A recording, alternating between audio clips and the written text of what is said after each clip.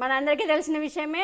బీహార్ ప్రశాంత్ కిషోర్ నారా లోకేష్తో కలిసి చంద్రబాబు నాయుడిని కలిసిన విషయం మనందరికీ తెలిసిన విషయమే. దీనిపైన మా వైఎస్ఆర్సీపీ నాయకులు మాజీ మంత్రులు కొడాలి నాని అండ్ పేరు నాని మాట్లాడుతూ పంచులు అంతేకాదు చంద్రబాబు నాయుడు గాలి బీకేశాడు, ప్రశాంత్ కిషోర్ గాలి బీకేశారు, నారా లోకేష్ గాలి బీకేశారు అండ్ ఆంధ్ర ఈయన మన పవన్ కళ్యాణ్ గాలి కూడా పీకేస్తాడు. ఈయన కూడా ఒక పీకేనే కాబట్టి ఇలాంటి పీకేలతో ఆ బీహార్ పీకే ఈ పీకే కలిసి వచ్చినా కూడా మాకేం నష్టమేం లేదు. అంతేకాదు చంద్రబాబు నాయుడు ఎంతమంది పీకేలను తెచ్చుకున్నా సీఎం జగన్ని ఏమీ చేయలేరు. ఐప్యాక్తో ప్రశాంత్ కిషోర్కి సంబంధం లేదు. ఆయన ఎప్పుడో దాని నుంచి విడిపోయి ఐప్యాక్ నుంచి విడిపోయి తర్వాత తను బీహార్లో రాజకీయ పార్టీ పెట్టుకుని బీహార్లో పాదయాత్ర చేస్తూ తన రాజకీయ పార్టీని డెవలప్ చేసుకోలేక ఉన్నాడు. ఇంకా వచ్చి ఇక్కడ వచ్చి పీకేదేముంది, మేము ఆల్రెడీ తన్ని వాడేసి పీకి పిప్పి చేసేసినాము అంటూ కూడా కొడాలని పనిచేసేసాడు. ఒక వైఎస్ఆర్సీపీకి వ్యూహకర్తగా ఒకప్పుడు పీకే ఉన్నాడు.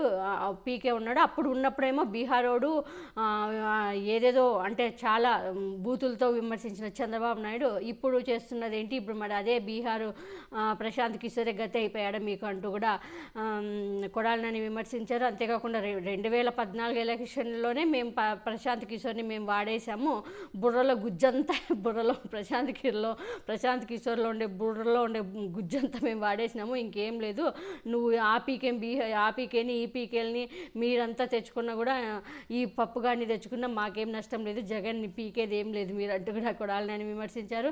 అంతేకాకుండా పేరు నాని గారు కూడా అసలు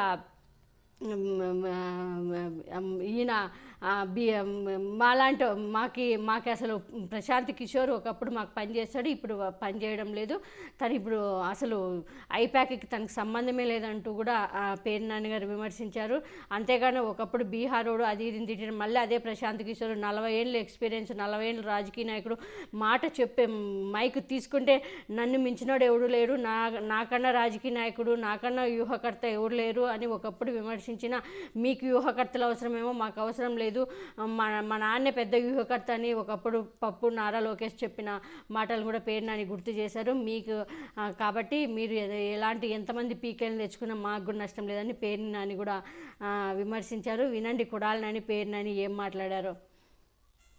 జనం గుండెల్లో జగన్ ఉన్నప్పుడు నువ్వు ఎంతమందిని తెచ్చుకుంటే, బీహార్ మేము చీకొట్టిన బీహార్ తెచ్చుకుంటే, లేదా ఉత్తరప్రదేశ్కి కాంగ్రెస్ పార్టీకి పనిచేసినటువంటి సునీల్ కొనుగోలుని తెచ్చుకుంటే అతను కొనుక్కున్నా, లేదా రాబిన్ శర్మని మేము వద్దంటే బయటికి వెళ్ళిన రాబిన్ శర్మని తెచ్చుకుంటే ఏముంటది?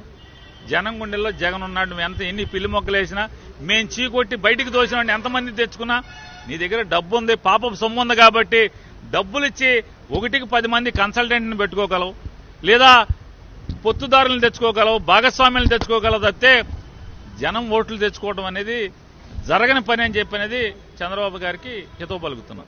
జనం గుండెల్లో జగన్ ఉన్నప్పుడు నువ్వు ఎంతమందిని తెచ్చుకుంటే, బీహార్ మేము చీకొట్టిన బీహార్ తెచ్చుకుంటే, లేదా ఉత్తరప్రదేశ్కి కాంగ్రెస్ పార్టీకి పనిచేసినటువంటి సునీల్ కొనుగోలుని తెచ్చుకుంటే అతను కొనుక్కున్నా, లేదా రాబిన్ శర్మని మేము వద్దంటే బయటికి వెళ్ళిన రాబిన్ శర్మని తెచ్చుకుంటే ఏముంటది? జనం గుండెల్లో జగన్ ఉన్నాడు. నువ్వు ఎన్ని పిల్లి మొక్కలు వేసినా, మేము చీకొట్టి బయటికి దోసిన ఎంతమంది తెచ్చుకున్నా నీ దగ్గర డబ్బు ఉంది, పాపపు సొమ్ము ఉంది కాబట్టి డబ్బులు ఇచ్చి 1కి 10 మంది కన్సల్టెంట్ని పెట్టుకోగలవు, లేదా పొత్తుదారులను తెచ్చుకోగలవు, భాగస్వామ్యాలను తెచ్చుకోగలవు తప్పితే జనం ఓట్లు తెచ్చుకోవడం అనేది జరగని పని అని చెప్పినది చంద్రబాబు గారికి హితవు పలుకుతున్నాం. చంద్రబాబు నాయుడు అవుట్డేటెడ్ పొలిటీషియన్ అని చెప్పి జగన్మోహన్ రెడ్డి గారు మేము అనేక సార్లు చెప్పాం.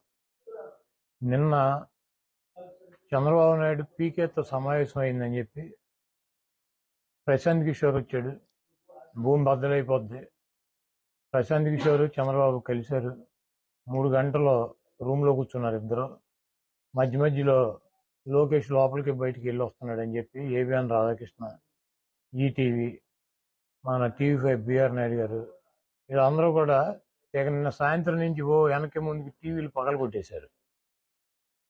ప్రశాంత్ కిషోర్ అనేవాడిని 2014లో మేము వాడేశాం, బుర్రలో గుజ్జంతా కూడా అయిపోయింది. చంద్రబాబు లాగా ఒట్టిపోయిన గీతలాగా ఆయన్ని తీసుకెళ్లి మళ్ళీ ఇప్పుడు ప్రశాంత్ కిషోర్ని తీసుకెళ్లి పెట్టుకుని వ్యూహకర్త అంటాడు.